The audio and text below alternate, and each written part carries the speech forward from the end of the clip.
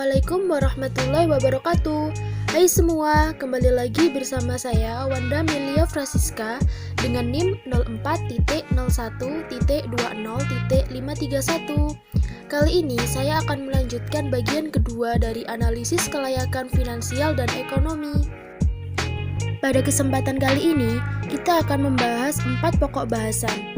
Yang pertama, Internal Rate of Return atau IRR, lalu Economic Internal Rate of Return atau EIRR, Payback Period atau PP, dan yang terakhir Life Cycle Cost atau LCC. Yang pertama yaitu Analisis Internal Rate of Return atau IRR. Pengertiannya yaitu pada dasarnya merupakan metode untuk menghitung tingkat bunga yang dapat menyamakan antara present value dari semua aliran kas masuk dengan aliran kas keluar dari suatu investasi proyek. Maka pada prinsipnya metode ini digunakan untuk menghitung besarnya rate of return yang sebenarnya. Pada dasarnya juga, internal rate of return atau IRR harus dicari dengan trial and error. Sehingga, rumus yang digunakan untuk menghitung internal rate of return atau IRR adalah sebagai berikut. IRR sama dengan A1 dibagi 1 plus R pangkat T, di mana nilai T sama dengan 0 hingga nilai T sama dengan N bernilai 0. Dengan keterangan rumus, R adalah tingkat bunga yang akan menjadikan PV dan Proceed sama dengan PV dari Capital Outlays. Sedangkan AT sama dengan cash flow untuk periode T dan N adalah periode terakhir di mana cash flow diharapkan.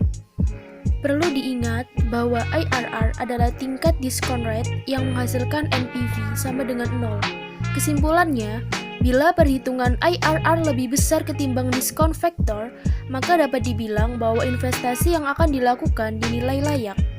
Namun, jika nilai IRR sama dengan diskon factor, maka investasi yang akan dilakukan dinilai balik modal. Sementara bila IRR lebih kecil dari diskon factor, maka investasi yang ditanamkan dinilai tidak layak. Dengan rumus tersebut, maka langkah-langkah yang harus dilakukan untuk menghitung nilai IRR adalah: yang pertama, menghitung present value dari proses suatu investasi dengan menggunakan tingkat bunga yang dipilih secara a priori. Yang kedua, membandingkan nilai perhitungan present value dari proses dengan jumlah present value dari investasi atau outlays. Yang ketiga, jika present value dari proses lebih tinggi dibandingkan dengan jumlah present value dari investasi atau outlays, maka tingkat bunga yang lebih tinggi harus digunakan. Sebaliknya, jika present value dari proses lebih kecil dari present value dari outlays-nya, maka tingkat bunga yang lebih rendah harus digunakan. Yang keempat, ulangi langkah ketiga hingga menemukan tingkat bunga yang dapat menjadikan present value dari proses sama besarnya dengan present value dari outlays-nya. Dan yang terakhir, pada tingkat bunga yang dapat menjadikan present value dari proses sama besarnya dengan present value dari outlays-nya. Net present value atau NPV dari usul investasi tersebut adalah Rp0 atau mendekati 0. Selanjutnya yaitu pokok bahasan kedua, Analisis Economic Internal Rate of Return atau EIRR, merupakan tingkat pengembalian berdasarkan pada penentuan nilai tingkat bunga atau discount rate, di mana semua keuntungan masa depan yang dinilai sekarang dengan discount rate tertentu adalah sama dengan biaya kapital atau present value dari total biaya. Dalam perhitungannya adalah dengan cara mencoba beberapa tingkat bunga. Guna perhitungan IRR dipilih tingkat bunga yang menghasilkan NPV positif yang terkecil dan tingkat bunga yang menghasilkan NPV negatif terkecil. Selanjutnya diadakan yang namanya interpolasi. Persamaan daripada EIRR adalah sebagai berikut. EIRR sama dengan I1 ditambah NPV1 dibagi dengan NPV1 dikurangi NPV2 dikali dengan I2 dikurangi I1, di mana I1 adalah tingkat bunga saat NPV positif dan I2 saat NPV negatif.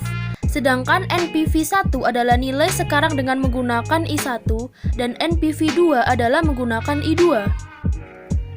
Di sini, apabila EIRR lebih besar dari social discount rate atau sama dengan 12%, maka proyek dinyatakan layak.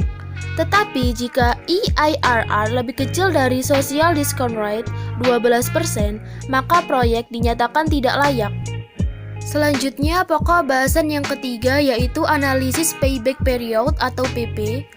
Pengertiannya adalah metode yang digunakan untuk menghitung lama periode yang diperlukan untuk mengembalikan uang yang telah diinvestasikan dari aliran kas masuk atau proses tahunan yang dihasilkan oleh proyek investasi tersebut.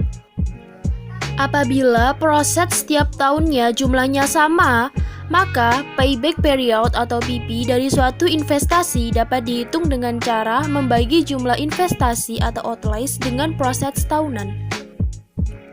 Rumus daripada payback period sendiri yaitu investasi kas bersih dibagi dengan aliran kas masuk bersih tahunan. Untuk menghitung payback period yang mempunyai nilai proses yang tidak sama setiap tahunnya, maka dihitung akumulasi proses yang terlebih dahulu sehingga diperoleh akumulasi kas masuk bernilai 0. Kriteria kelayakan penerimaan investasi menggunakan metode payback period ini adalah suatu investasi yang diusulkan dinyatakan layak jika payback period lebih pendek dibandingkan periode payback maksimum. Sebaliknya, jika payback period atau PP suatu investasi lebih panjang daripada periode payback maksimum, maka investasi tersebut dinyatakan tidak layak. Apabila terdapat beberapa alternatif investasi, maka untuk menentukan alternatif terbaik dilakukan pemilihan investasi yang mempunyai payback period yang paling pendek. Metode payback period cocok digunakan jika dalam kondisi yang pertama, kecepatan informasi atau estimasi nilai pengembalian investasi sangat penting. Yang kedua, ketepatan perhitungan yang tidak begitu penting. Dan yang terakhir, risiko di mana yang akan datang diperkirakan cukup tinggi. Selanjutnya yang terakhir adalah analisis life cycle cost atau LCC. Pengertiannya merupakan konsep kunci dari manajemen aset, berupa suatu metode analisis secara teknis yang dikembangkan berdasarkan konsep ekonomi untuk mengevaluasi efisiensi jangka panjang dari beberapa alternatif investasi yang tersedia. LCC merupakan salah satu tool yang sangat penting untuk membantu dalam pengambilan keputusan.